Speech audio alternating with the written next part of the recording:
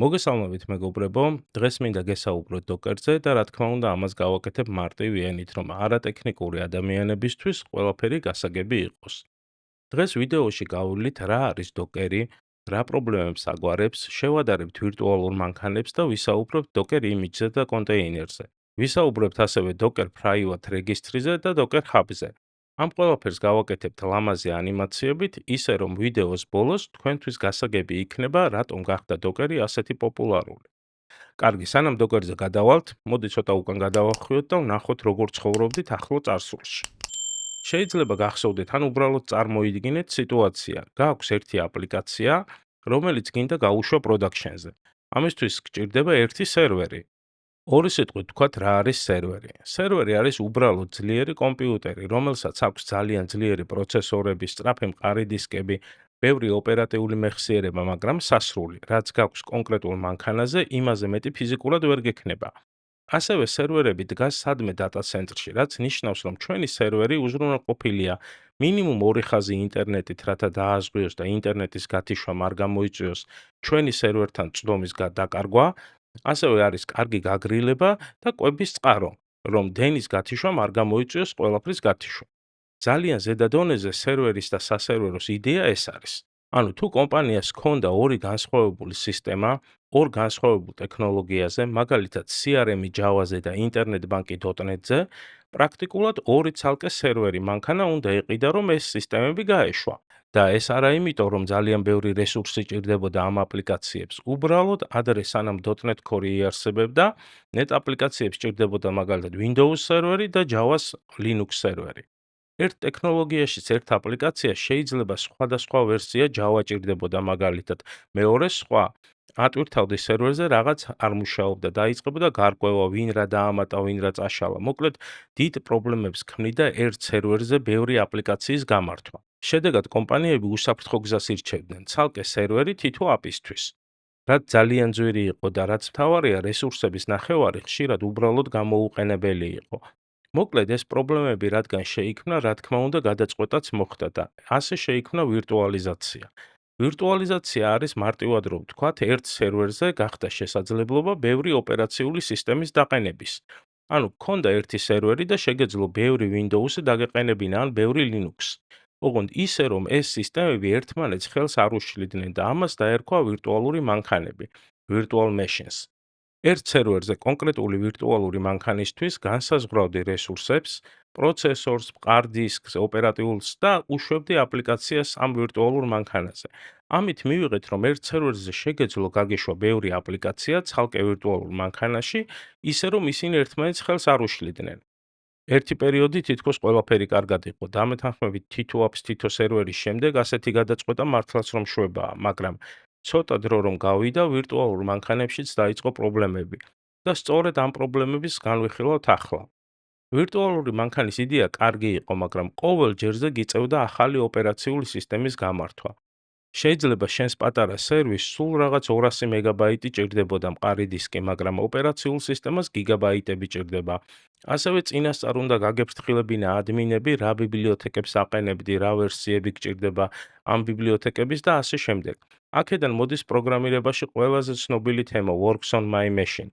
როდესაც ლოკალზე ყველაფერი კარგად არის, ატვირთავ სერვერზე და არაფერი მუშაობს, იმიტომ რომ ვერსიები სხვა არის, კონფიგურაცია სხვა არის და ასე შემდეგ. ასევე რა თქმა უნდა, როდესაც კითხვა ისმებოდა, რამდენი ოპერატიულ მეხსიერება გინდა ან რამდენი პროცესორი, ყოველთვის იზღვევდნენ თავს და მაქსიმალურ რაოდენობას იღებდა ყველა. ამით მივიღეთ ისეთი სიტუაცია, რომ ჩვენ სასერვეროს რესურსის ნახევარი ისევ გამოუყენებელი რჩებოდა, რაც დიდი კომპანიების შემთხვევაში ბევრ მილიონს უდრიდა. რომ შევაჯამოთ პრობლემები, აპლიკაციის გაშვება რთული და ძვირი იყო, რადგან რესურსებს არამიზნობრივად ვხარჯავდით. და ყველა აპლიკაციისთვის ცალკე გარემო უნდა აგეწყო, სადაც ბიბლიოთეკები, კონფიგურაცია იდეალურად იქნებოდა გაწერილი. ეს რა თქმა უნდა ხშირად პრობლემდებოდა ადამიანური შეცდომების გამო. ხან პროგრამისტებს ავიწყდებოდათ რომელი ბიბლიოთეკა ან კონფიგურაცია, ხან ადმინებს. მაგრამ სანამ გადავალთ დოკერის განხილვაზე, მოდი შევადაროთ დოკერი და ვირტუალური მანქანები, რომ ვიცოდეთ რა ფუნდამენტალური განსხვავებაა მათ შორის. პირველ რიგში ვთქვათ, როგორ მუშაობს ოპერაციული სისტემა. ოპერაციულ სისტემას აქვს ორი მთავარი შრე, ლეიერი. ესენია OS application layer და OS kernel. kernel პასუხისმგებელია hardware-თან კომუნიკაციაზე, პროცესორთან, ოპერატიულ მეხსიერებასთან, მყარ დისკთან და ასე შემდეგ.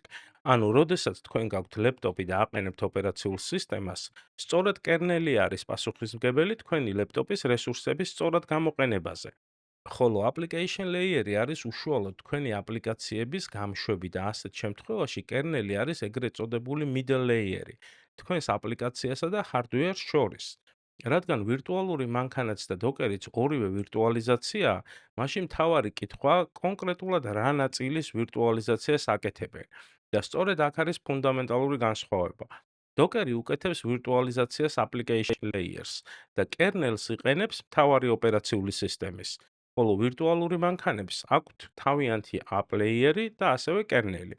თქვენ რო ქაჩავთ ვირტუალურ მანქანას, ის არის სრულად ახალი სისტემა, თავისი application layer-ით და kernel-ით, დოკერისგან განსხვავებით. პირველი განსხვავებაა ზომა. დოკერის იმიჯი როგორც წესი არის მეგაბაიტები და ვირტუალური მანქანები გიგაბაიტები, რაც ზოგავს ბევრ მეხსიერებას. მეორე არის სისწრაფე. დოკერის იმიჯი ისტარტება ბევრად სწრაფად, ვიდრე ვირტუალური მანქანა. რადგან დოკერის შემთხვევაში მხოლოდ application layer-ი ირთვება, ვირტუალურ მანქანაზე სრულად kernel-ი უნდა ჩაირთვოს. და მესამე განსხვავება არის თავსებადობა. შენ შეგიძლია გაუშვა ნებისმიერი ოპერაციული სისტემის ვირტუალური იმიჯი ნებისმიერ სხვა ოპერაციულ სისტემაზე. მაგალითად, შეგიძლია გაუშვა Linux-ის ვირტუალური მანქანა Windows-ზე, მაგრამ ამას პირდაპირ ვერ გააკეთებ დოკერში. მაგალითად, გაქვს დოკერი Windows-ზე და გაქვს დოკერ იმიჯი, რომელიც იყენებს Linux-ის kernel-ს. შესაბამისად, Windows და Linux-ის kernel-ები არის განსხვავებული და რადგან დოკერს არ აქვს თავისი kernel-ი, ეს იმიჯი ვერ იმუშავებს. დოკერი შექმნილია Linux-based იმიჯებისთვის და ზოგადად Linux-ისთვის, მაგრამ ძალიან დიდი პოპულარობა რომ პოვა, შეიქმნა ასევე Docker Desktop-ი, რომელიც იყენებს hypervisor layers, რაც ნიშნავს, რომ აქვს შემცირებული Linux-ის kernel-იც, რაც საშუალებას გვაძლევს Linux-based იმიჯები ვამუშაოთ Windows-ზე და Mac-ზე. ინდუსტრიის ზრდამ და კომპანიების მსოფლიო მასშტაბზე გასვლამ შექმნა საჭიროება, რომ ზემოთ ჩამოთვლილი პრობლემები მოგვარებულიყო. ადამიანები დასხდნენ და დაფიქრდნენ. რა კარგი იქნებოდა, რომ გქონდეს საშუალება ერთი ფაილი სადმე ავტვირთოთ, დავაჭიროთ start ღილაკს და ყველაფერი ავტომატურად გაეშვას.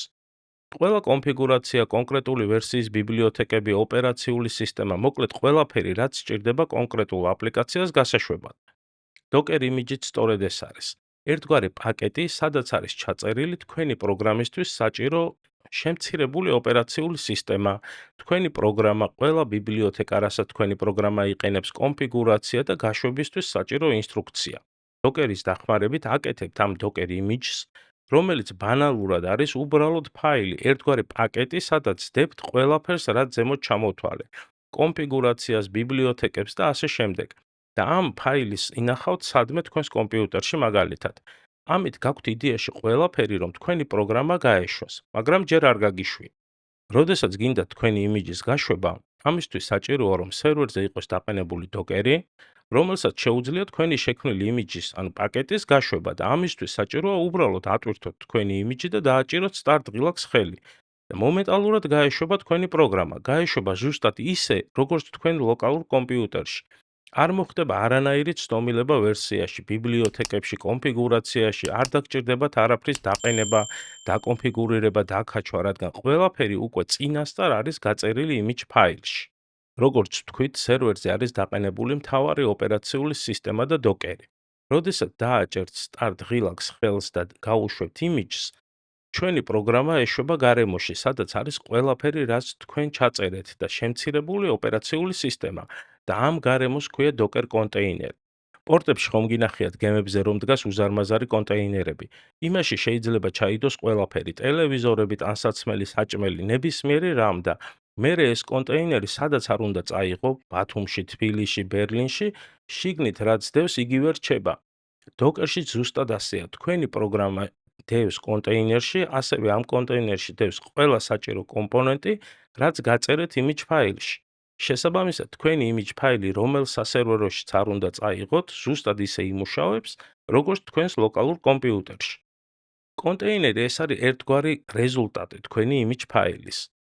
ახლა კი სანამ შემდეგ თემაზე გადავალ, მინდა ერთ ძალიან მნიშვნელოვან დეტალს შევეხო. ეს არის volumes. კონტეინერები, როგორც უკვე ვთქვით, არის დროებითი გარემო. ანუ კონტეინერი დღეს გაქვს, ხვალ შეიძლება წაშალო და თავიდან გაუშვა და აქ ჩნდება ძალიან ლოგიკური კითხვა. კაი, თუ კონტეინერი დროებითია, მაშინ მონაცემები სად ინახება? აი აქ შემოდის volumes იდეა. volume მარტივად რომ ვთქვათ, არის გარე საცავი. ანუ ისეთი ადგილი, რომელიც კონტეინერს არ ეკუთვნის, მაგრამ კონტეინერს შეუძლია გამოიყენოს. კონტეინერი შეიძლება წაიშალოს, თავიდან გაეშვას, მაგრამ volume-ში რაც დევს, ის რჩება. ყველაზე მარტივი მაგალითია PostgreSQL კონტეინერში. თუ მე Postgres კონტეინერში გავუშვებ და volume-ს არ დავუკავშირებ, რა მოხდება? Postgre იმუშავებს, მონაცემებს შეინახავს, ყველაფერი კარგად იქნება, მაგრამ თუ კონტეინერი შემთხვევით წავშალე ან თავიდან გაუშვი, ყველა მონაცემები გაქრება. ამიტომ რომ მონაცემი იყო კონტეინერის შიგნით. და სწორედ ამიტომ ვაკეთებთ volume-ს, რომელიც არის storage, საცავი და ვეუბნებით, აი აქ შეინახე მონაცემები.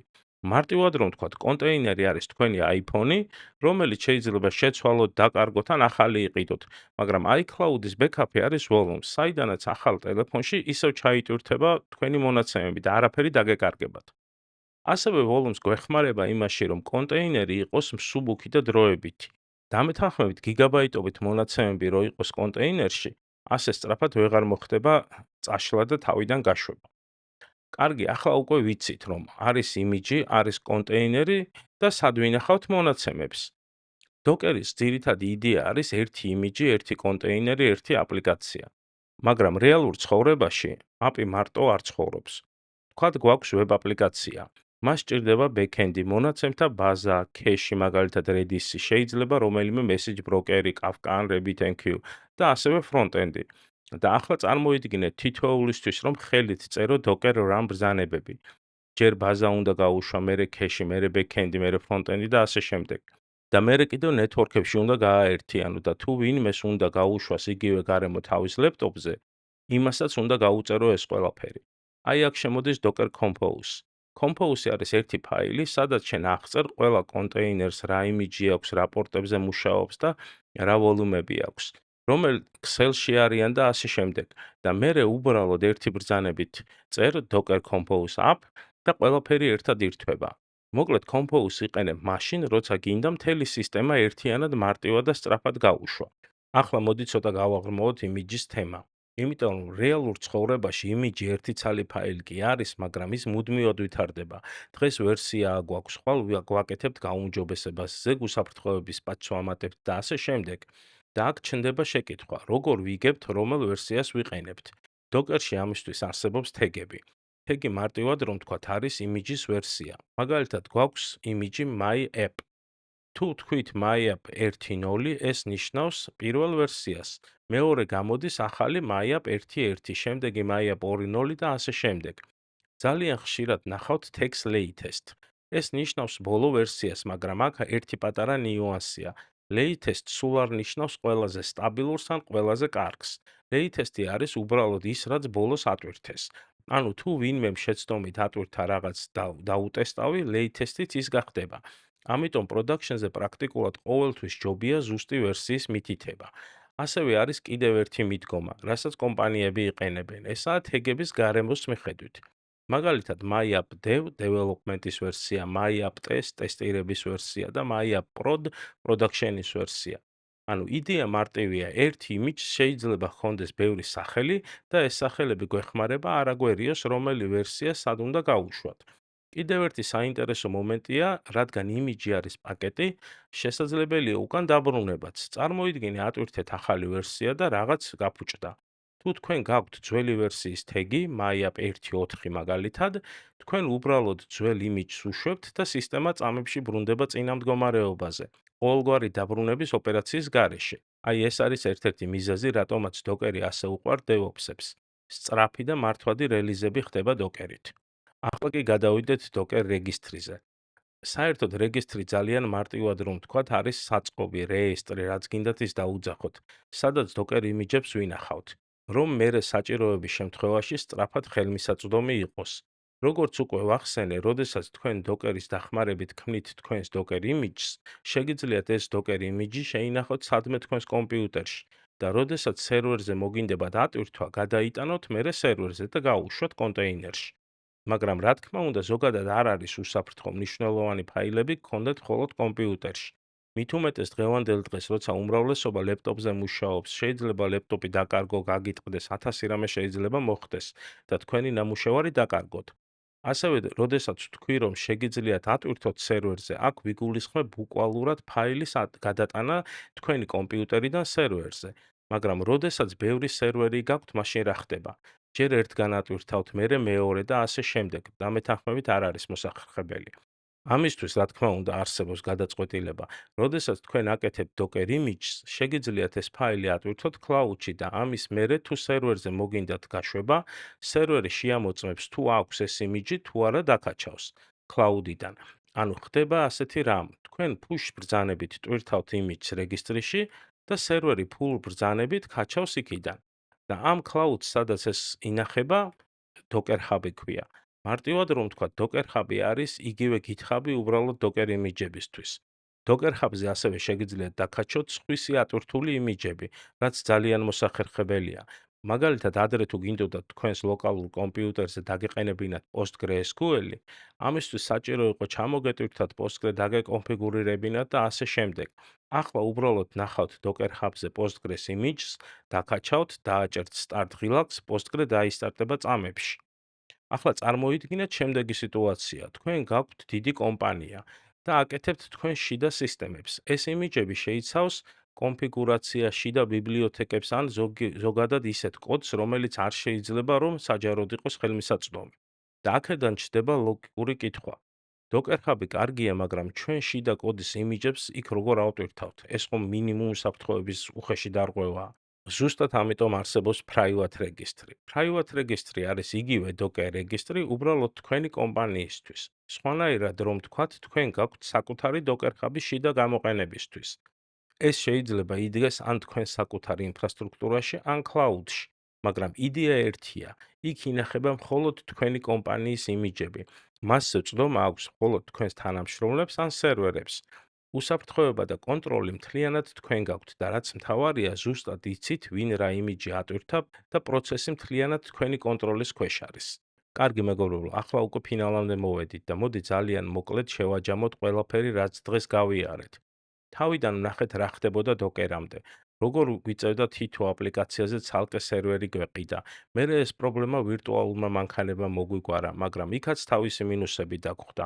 მძიმე ოპერაციული სისტემები, ნელი სტარტი, რესურსების ფუჭი ხარჯვა და ის მარადიული ლოკალზე მუშაობს და სერვერზე არა. ამის პასუხად გაჩნდა Docker-ი. Docker-ის იდეა არის ძალიან მარტივი. შენ იღებ შენ აპლიკაციას, ყველაფერს, რაც მას სჭირდება, ბიბლიოთეკებს, ვერსიებს, კონფიგურაციას და შემცირებულ ოპერაციულ სისტემას. უშვებ პაკეტში, რომელსაც ვეძახით Docker image-ს. ამ image-ს რომ გავუშვებთ, ის იქცევა კონტეინერად, ანუ ცოცხალ გარემოდ, სადაც პროგრამა ზუსტად ისე მუშაობს, როგორც ჩვენს ლოკალურ კომპიუტერში. შემდეგ დავამატეთ ორი ძალიან მნიშვნელოვანი პრაქტიკული თემა, volumes, რომელიც გვეხმარება მონაცემები მუდმივად შევინარჩუნოთ, თუნდაც კონტეინერი წავშალოთ და თავიდან გავუშვათ. და Docker Compose-ი, რომელიც გვაძლევს საშუალებას ერთი ფაილში აღწეროთ მთელი გარემო, ბაზა, backend-ი, cache-ი, message broker-ი, front-end-ი და ერთი ბრძანებით ავამუშაოთ ყველაფერი ერთად. შემდეგ ვნახეთ, სად ინახება ეს იმიჯები. Docker Hub-ი არის საჯარო საცავი, სადაც ათასობით მზა იმიჯის ნახავთ და გამოიყენებთ. ხოლო დიდი კომპანიებისთვის არსებობს private registry, სადაც შიდა იმიჯებს უსაფრთხოდ ინახავთ.